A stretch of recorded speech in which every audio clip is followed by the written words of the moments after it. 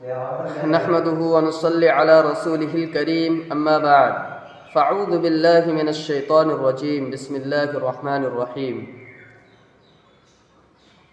ان الصلاة تنهى عن الفحشاء والمنکر صدق اللہ العظیم۔ میرے محترم بزرگوں اور دوستو، اللہ تبارک و تعالیٰ کا ہم لوگوں پر بہت ہی بڑا انعام ہے، فضل ہے کہ اللہ پاک نے ہم سب کو ایمان والا بنایا، مسلمان بنایا اور امت محمدیہ کے اندر میں پیدا کیا۔ بھائیو، بزرگوں، دوستو، الحمدللہ ہم لوگوں کا رمضان المبارک کا جو مہینہ ہے بہت ہی اچھے طریقے سے اللہ کے حکم کے مطابق، نبی صلی اللہ علیہ وسلم کے طریقے کے مطابق گزارنے کی پوری کوششیں کی، اور جو بھی ہوا، جیسے بھی ہوا، ہم لوگوں نے کیا۔ اس میں جو اس مہینے میں جو کمی کوتاہی ہوئی ہے، اللہ تعالیٰ سے دعا کرے کہ اللہ پاک ہم سب کو معاف فرما دے، اور آئندہ رمضان المبارک میں بہترین انداز میں اچھے طریقے سے رمضان کے روزے رکھنے کی توفیق عطا فرمائے، اور پابندی کے ساتھ نماز تراویح میں پانچوں وقت کی نماز پابندی کے ساتھ ادا کرنے کی توفیق عطا فرمائے۔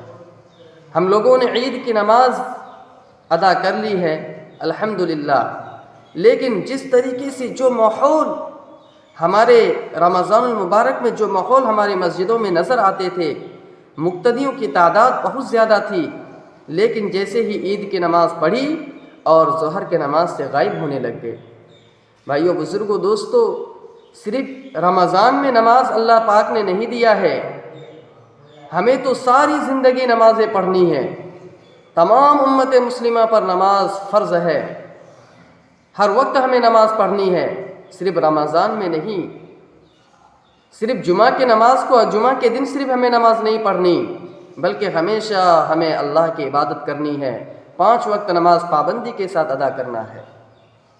آج ہم لوگوں کے گھروں میں جو پریشانیاں ہیں، جو بیماریاں ہیں، ان سب کی رفع دفع کے لیے اللہ پاک نے نماز کے اندر میں شفا رکھا ہے، نماز کے اندر میں گھروں کی کمائی اور برکت رکھا ہے۔ ہم لوگ نماز کو ہی چھوڑ بیٹھے ہیں۔ بھائیو، بزرگوں، دوستو، اللہ پاک نے فرمایا، جب بھی تمہیں کوئی پریشانی آئے، جب بھی تمہیں کوئی حاجت ہو، ہم سے مانگو، میں تمہیں عطا کروں گا۔ آج ہم لوگ کہاں مانگ رہے ہیں؟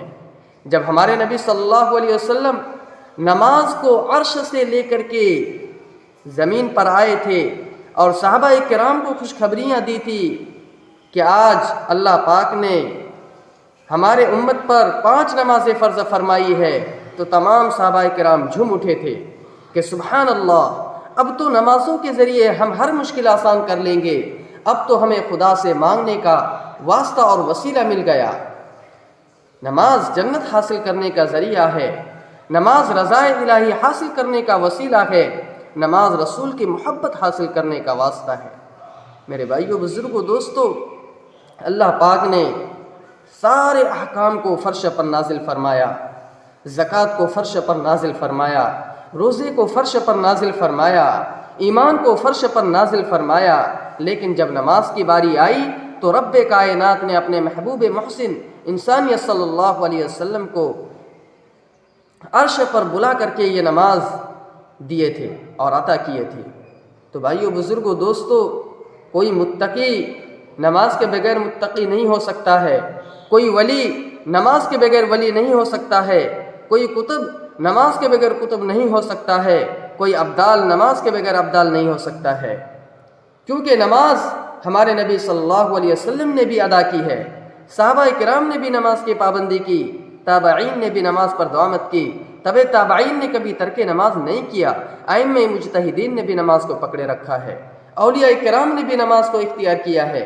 کوئی بتا دو کہ کسی نبی نے نماز ترک کی ہو اور نبی بن گیا، کوئی ولی نماز کے بغیر ولی ہو گیا ہو، کوئی قطب نماز کے بغیر قطب بن گیا ہو، کوئی ابدال نماز کے بغیر ابدال بن گیا ہو، کوئی صوفی نماز کے بغیر صوفی ہو گیا ہو، یہ نہیں ہو سکتا ہے۔ اس لیے کہ نماز پڑھنی پڑے گی، نماز ضروری ہے۔ نماز قبر کی روشنی کے لیے ایک انتظام ہے۔ قبر جو ہے یہ بالکل اندھیرا گھر ہے، کالی گھر ہے، اس میں قبر ہمیں روزانہ پکار کر کہہ رہی ہے کہ جب تم میرے پاس آؤ تو سنبھل کر کے آنا، اپنے روشنی کا انتظام کر کے آنا، میں اندھیرا گھر ہوں، میں کیڑے مکوڑے کا گھر ہوں، جب تم میرے پاس آؤ تو اپنے روشنی کا انتظام کر کے آنا۔ بھائیو بزرگوں دوستو، آج ہم لوگ نام کے مسلمان رہ گئے ہیں، کام کے مسلمان نہیں رہے۔ نماز ہی سے تو فیصلہ ہوتا ہے، نماز ہی سے تو یہ امتیاز ظاہر ہوتی ہے کہ کون مسلمان ہے، کون مسلم، کون غیر مسلم، یہ امتیاز نماز ہی سے ظاہر ہوتا ہے۔ اور یہ تو دور کی بات، نماز ہم لوگ نہیں پڑھتے ہیں تو اللہ کے نبی صلی اللہ علیہ وسلم کو بہت تکلیف ہوتی ہے۔ ارے جنہوں نے ساری زندگی اپنی امت کے لیے رویا، ساری زندگی اپنی امت کے لیے رویا، مرتے دم تک اپنی امت ہر وقت امت کی فکر لگی رہتی تھی، آج وہ امت نماز کو چھوڑ کر اللہ کے نبی کی آنکھوں کو، ان کی ٹھنڈک کو، آنکھوں کی ٹھنڈک، آنکھوں کی تسلی، ان کے دلوں کی تسلی کو چور چور کر رہے ہیں۔ اللہ کے نبی نے فرمایا قرۃ عین فی الصلاۃ، نماز میری آنکھوں کی ٹھنڈک ہے۔ تو جس شخص نے نماز نہیں پڑھی گویا اس نے آپ صلی اللہ علیہ وسلم کو تکلیف پہنچائی، اور جس نے ہمارے نبی صلی اللہ علیہ وسلم کو تکلیف پہنچائی گویا اس کی دنیا و آخرت برباد ہے۔ اس لیے بھائیو بزرگوں دوستو، قیامت میں سب سے پہلے حقوق اللہ میں سب سے پہلے نماز کے بارے میں حساب کیا جائے گا۔ اگر نماز صحیح نکلی تبھی سارے اعمال ہمارے درست ہوں گے، اگر نماز صحیح نہیں ہوگی تو ہمارا کوئی بھی عبادت قبول نہیں ہوگی۔ نماز صحیح ہوگی تو آپ نے روزہ رکھا رمضان میں، روزہ بھی قبول ہوگا۔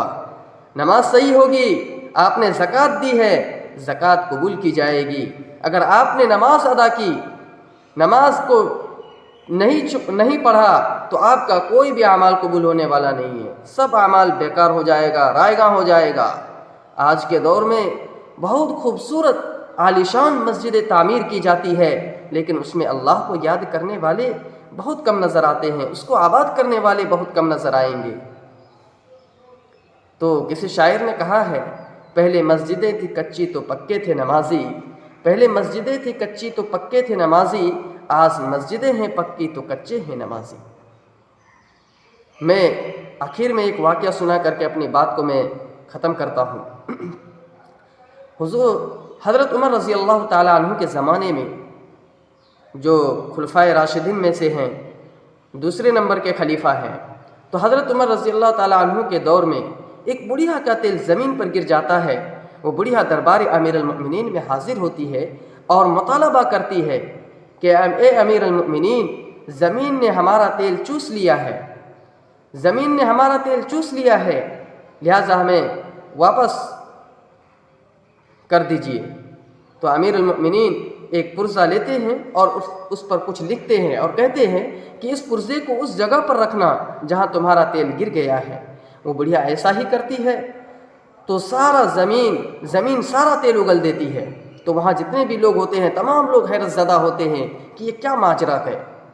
تو جب اس پرزے کو کھول کر دیکھتے ہیں تو اس میں لکھا ہوا ہوتا ہے کہ اے زمین، اس بڑھیا کا تیل فوراً واپس کر دے، ورنہ میں تجھ میں ایسے شخص کو دفن کروں گا جو بے نمازی ہے۔ تو بھائیو بزرگو دوستو، ہمیں اس عبرتناک واقعہ سے ہمیں نصیحت حاصل کرنی چاہیے کہ بے نمازی کو تو زمین بھی پسند نہیں کرتی ہے۔ اللہ پاک ہم سب کو 5 وقت کی نماز پابندی کے ساتھ ادا کرنے کی توفیق عطا فرمائے۔ السلام علیکم ورحمۃ اللہ وبرکاتہ۔